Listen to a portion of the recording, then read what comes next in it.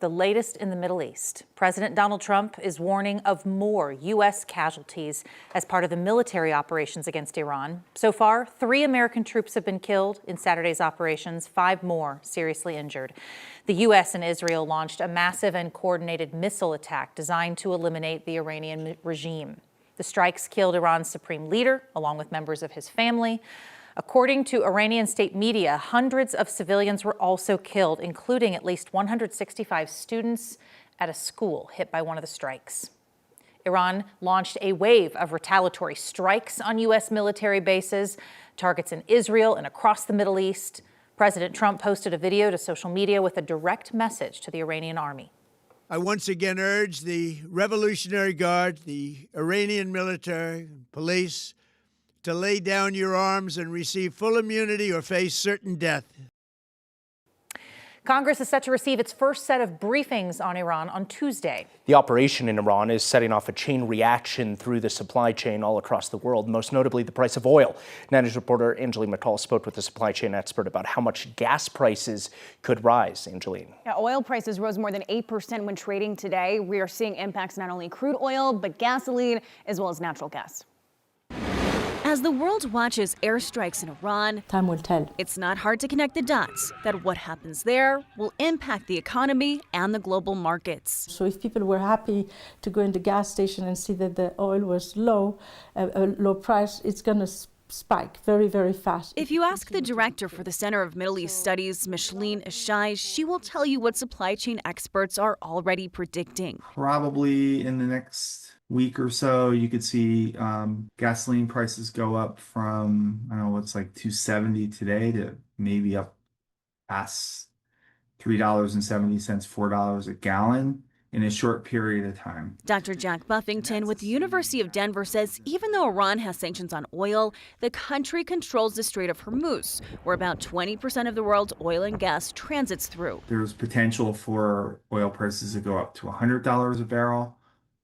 Which is kind of seen as a tipping point. Just last week, that price was sitting somewhere in the $60 for a barrel. Some predict it could rise as much to $100 per barrel. What comes after will depend on geopolitics and the supply chain. So that's a tough one. I don't think anyone would have a great answer for that. These are major shocks. Consumers will first be hit at the pump. Then Buffington says we'll see other industries with ripple impacts. But then there's a bullwhip associated with that. So there's a disruption in the oil markets. It disrupts supply chains, which disrupts food markets, disrupts the airlines. Buffington will be watching supply and demand. Others know there are even more unanswered questions that are less predictable, like what happens on the geopolitical side. When the regime collapses, there is always a void, and there is always the question. Buffington says we could see impacts that last a couple of weeks, if not longer, and really it depends on what kind of risk the financial markets are willing to take on. Many large oil shipper companies have already anchored their boats, saying that risk is too much. In the studio, Angela McCall, 9 News. Turning to the weather now, February closed out with no measurable snowfall in Denver for the second time ever. And the warm weather isn't done for us just yet. For the rest of the next couple of days, I should say, temperatures are climbing back into the 70s along with increased fire danger. These are not stats we get excited about, Corey. What we would like to see is some moisture, please. Yeah, and we do have a little bit of moisture in the form of rain coming our way this Tuesday. And on the snow track there, we are carrying the lowest snow total in history here in Denver going into the month of March. So we're going to be probably closer to the worst season overall here by the time we get to the last couple of months. Now, this was a beautiful night here. If you didn't get spring fever in December or January or February, you might get it tomorrow because we're going to have a very warm day. It's a mild night here across the city, 57 at 9 News, 46 out at the big airport right now, and we will be close to a record tomorrow. The record is 74, set last in 2022, and our forecast is 72. So we're going to be in the neighborhood of some very warm temperatures, even historic warm temperatures. We'll start the morning out fairly mild here, 38 in Denver. All these temperatures across the state are much warmer than they are normally this time of year in the first day of March.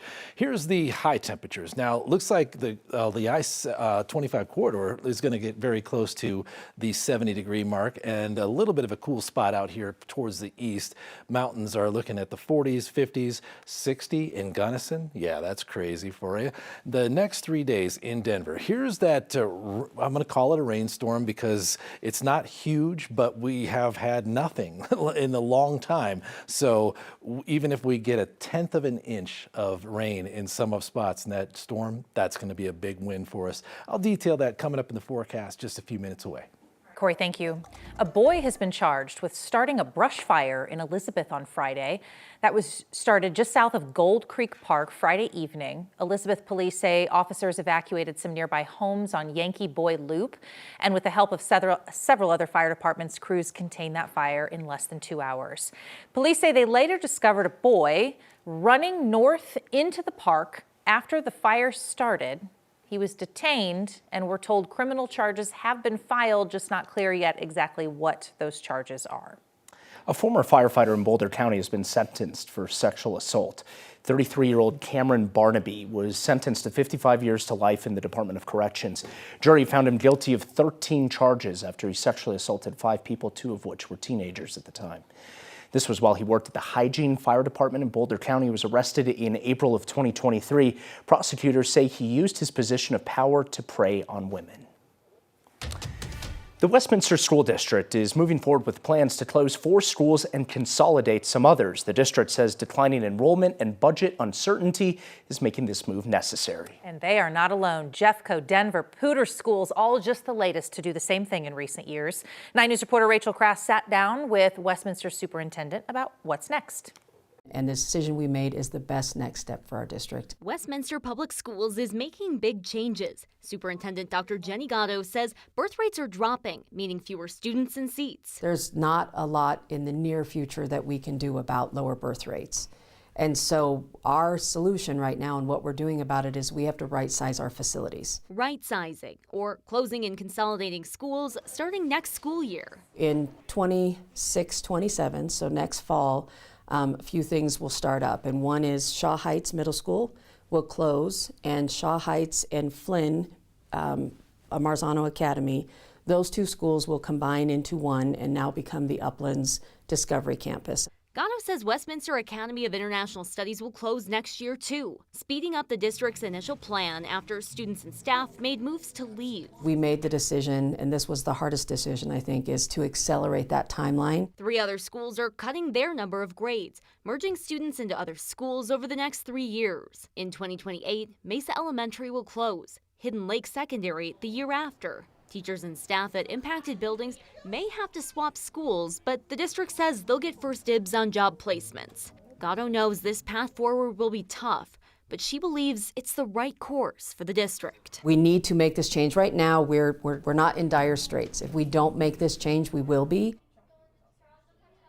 The district is taking proposals for one building already, but says it's not planning to sell off any schools in hopes that housing becomes more affordable in the district for more families, or people are going to start having more children again, where they might be able to one day open buildings back up. Gatto says the closures and consolidations are the first step in getting the district on a leaner path. Hopeful the cuts will be enough to sustain this district for the next few years. Rachel Kraus, 9 News.